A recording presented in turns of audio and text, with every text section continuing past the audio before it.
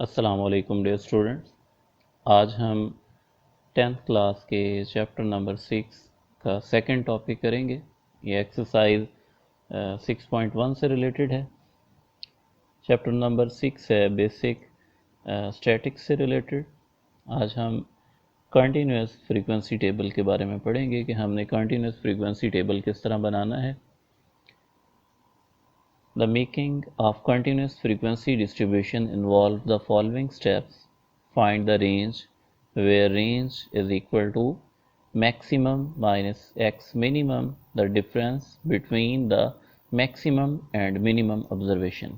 यानी first step ये होगा कि हम रेंज फाइंड करेंगे और रेंज होता है मैक्सिमम से मिनिमम वैल्यू सब्ट्रैक्ट कर लेना। जो भी ऑब्जर्वेशन हमारे पास होंगी उसमें मैक्सिमम और मिनिमम वैल्यू पहले हमें फाइंड करनी होगी और फिर मैक्सिमम में से मिनिमम वैल्यू को सब्ट्रैक्ट कर लेंगे। Decide about the number of group denoted by k into which the data is to be classified, usually the integer between 5 and 20. Usually it depend upon the range. The larger the range, the more the number of the group. Second step ये होगा कि हम decide करेंगे number of group. Number of group को k से represent किया जाता है और आमतौर पर इनकी जो तादाद है वो 5 से लेकर 20 के दरमियान होती है, यानी 5 से लेकर 20 के दरमियान हमने ग्रुप बनाने होते हैं। और हमने ये देखना होता है कि डाटा कितना है, डाटा के मुताबिक ग्रुप्स की तादाद हम बता सकते हैं। Determine the size of the class denoted by h by using formula. अब हम क्लास के अंदर मौजूद जो हमने साइज़ रखना है क्लास का, वो हम इस फार्मूले से फाइंड करते हैं। h is equal to range over k, यानी रेंज जो हमने ऊपर फाइंड की है x maximum minus x minimum, उसके ऊपर k जो हमने ग्रुप्स खुद डिसाइड करने हैं वो डिवाइड कर देंगे। Use formula when b is not given. अगर हमें b गिवन ना हो तो फिर ये हमने करना है। The rule for of approximation is relaxed in determining h. For example, h is 6.1 or h is 7.9 may be taken as 8. यानी हमारे पास ये h जो हमने लेना है ये रिलैक्स है। ज़रूरी नहीं है कि हम 7.1 या 7.9 आ रहा है तो उसको 7 लें, हम 8, 9, 10 कोई भी वैल्यू उसकी ले सकते हैं। Start writing the class or group of the frequency distribution, usually starting from the minimum observation and keeping in view the size of the class. हम शुरू करते हैं ग्रुप को छोटी वैल्यू से लिखना और ये ख्याल रखते हैं कि मिनिमम ऑब्जर्वेशन जो है वो साइज़ में कितनी एक क्लास में कितनी मौजूद हैं, उसी के मुताबिक ही हम डाटा उसमें पुट करते हैं। Record the observation by the data using telemarks. फिर हम वो सारा डाटा हम रिकॉर्ड करते हैं टेलीमार्क्स लगाते हुए।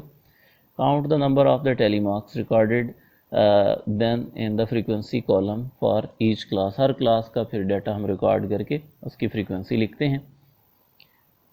The following are the marks obtained by 40 students in mathematics in class 10.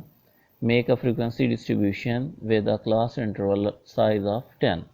हमने क्लास इंटरवल साइज 10 का लेना है और ये क्वेश्चन एक दिया हुआ है, एग्जाम्पल 1 है। ये एग्जाम्पल हमने सॉल्व करनी है। अब इस एग्जाम्पल में अगर हम देखें तो हमारे पास डाटा जो है वो 51 है और 52 एंड पर है। इसमें हम सारी वैल्यू बारी बारी चेक करेंगे और देखेंगे कि इसमें सबसे छोटी वैल्यू कौन सी है। तो हम सॉल्व करना शुरू करते हैं। सॉल्यूशन 51, 52, सो ऑन 18 और ये 2 देखें। x मिनिमम जो है वो इसका 2 है। अब हम इसकी मैक्सिमम वैल्यू देखेंगे। मैक्सिमम वैल्यू है 40 और 55, 60। हाँ जी, मैक्सिमम वैल्यू जो है x मैक्सिमम वो 60 है। तो अब अगर हमें ज़रूरत हो तो हम इसकी रेंज फाइंड कर सकते हैं, जबकि h उसने जो यहाँ पर दिया हुआ है h इज़ इक्वल टू उसने ऑलरेडी 10 दे दिया है। तो हमने अब मिनिमम वैल्यू से स्टार्ट करना है। तो सबसे पहले यहाँ जो पहला कॉलम है वो होगा क्लासेस का,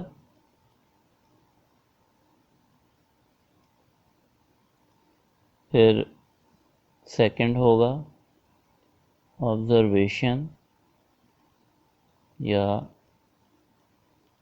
टैली मार्क्स का, और लास्ट वाला होगा फ्रीक्वेंसी का। हम ये शुरू करेंगे 0 से, 0 to 9, फिर 10 to 19, 20 to 29, 30 to 39, 40 to 49, इसी तरह 50 to 59 और 60 to 69। हम यहाँ पर ऑब्जर्वेशन सारी बारी बारी वो भी लिख सकते हैं, या हम ये भी कर सकते हैं कि हम इसकी जगह सिर्फ जो हमारे पास डेटा गिवन है वो लिख सकते हैं। तो अब हम बारी बारी इसमें डाटा पुट करते हैं। सबसे पहली हमारे पास जो ऑब्जर्वेशन है वो है 51। 51 वाले कॉलम में हमने एक टेरी मार्क लगा लिया। 55, फिर 32, 41, 22, 30, 35, 53, 30, 60, यानी कि 60 वाले कॉलम में चला जाएगा हमारे पास। 60 के बाद है 59, 15, 7, 18, 40, 49, 40, 25, 14, 18, 19 पे ये 5 का सेट कंप्लीट हो रहा है तो ये क्रॉस कर दिया हमने। नेक्स्ट है 2, 43 पे ये एक सेट 5 का कंप्लीट हुआ है। 22, 39, यहाँ भी एक सेट कंप्लीट हो गया हमारे पास। 26, 34, 19, 10, 17, 47, 38,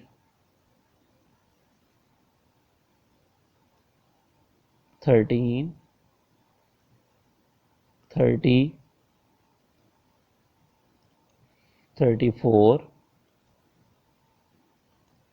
54, सेट कंप्लीट हो गया। 10, यहाँ भी एक सेट कंप्लीट हो गया। 21, 51,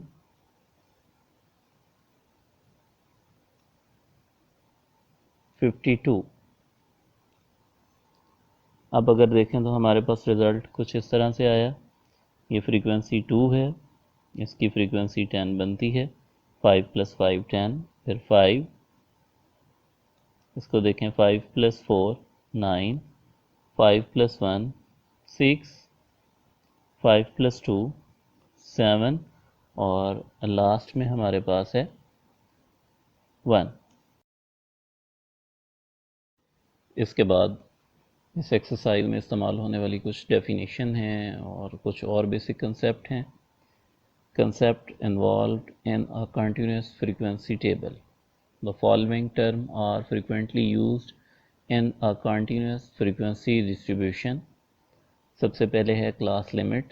The minimum and the maximum value defined for a class or a group are called class limit. The minimum value is called lower class limit and the maximum value is called upper class limit of the class. The in example 2, the lower class limits are 0, 10, 20, 30 etc.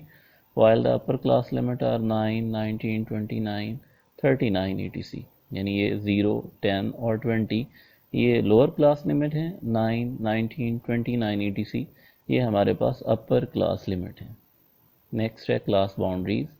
As a continuous frequency distribution is based on the observation based on the measurable characteristic variable which involve the rule of approximation to record any observation.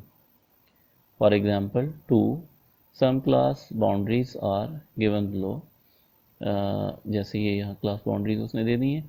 हमने ये करना है कि पहली value से 0.5 कम करना है और दूसरी जो अपर क्लास लिमिट है उसमें 0.5 ऐड कर देना है, तो वो बन जाएंगी क्लास बाउंड्रीज. क्लास बाउंड्रीज का मकसद होता है कि अगर कोई डेसिमल में भी वैल्यू आ रही है तो उनको भी हम ऐड कर सकें. ये देखें 0 में से 0.5 कम किया तो ये -0.5 आ गया. 9 में हमने 0.5 ऐड किया तो 9.5. इसी तरह 10 से 0.5 कम करें तो 9.5. 19 में 0.5 ऐड करें तो 19.5.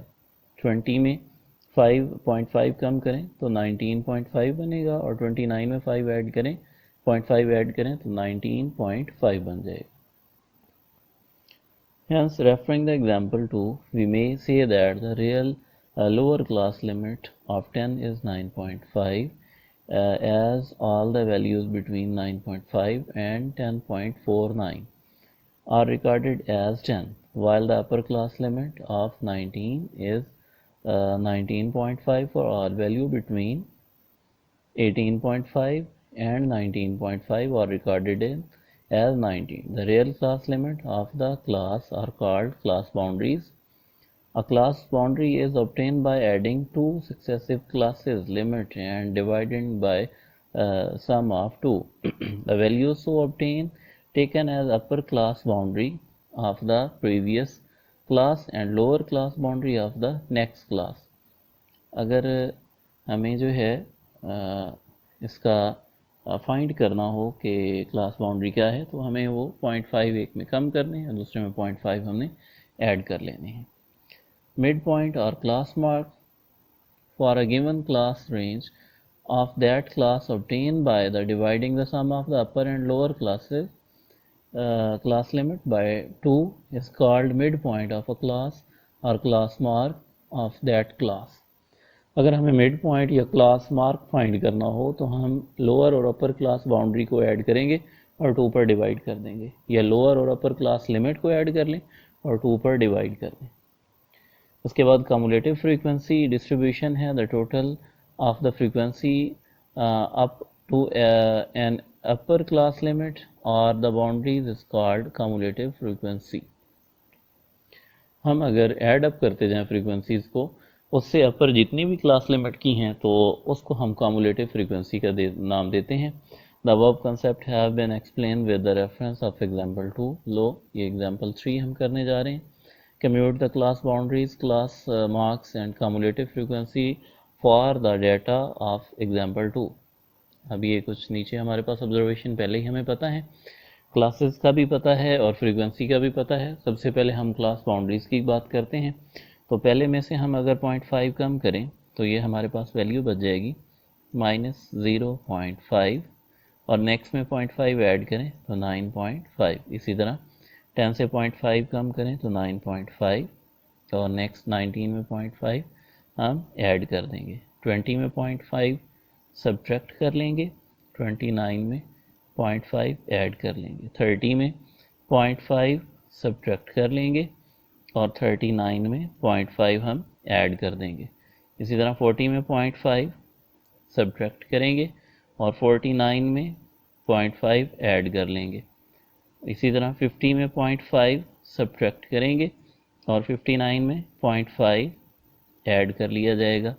इसी तरह 60 में भी 0.5 सब्ट्रैक्ट करेंगे और 69 में 0.5 ऐड कर दिया जाएगा.